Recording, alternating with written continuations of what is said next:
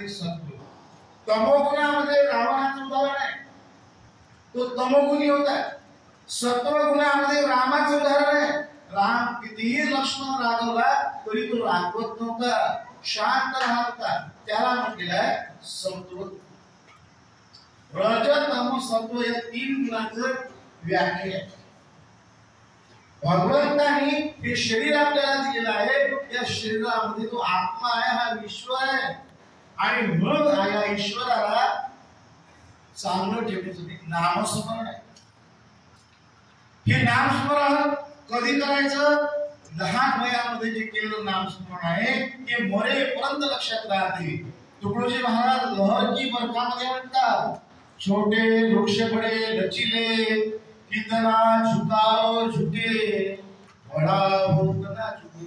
वृक्ष हे लहान एखादं झाड आहे, ते जेव्हा लावलं आणि मोठं झालं, थोडंसं वाढलं की त्याला जसा आकार देता येतो तसा देता येतो।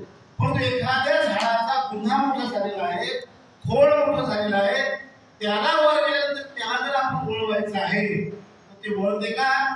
ते वळत नाही, त्याला शेवटी तोडावंच लागते। अशीच अवस्था आपली आहे। तुम्ही जेव्हा छोटे आहे की नाही, म्हणून साने गुरुजी म्हणतात की मुलं ही देवाघरची फुलं आहे।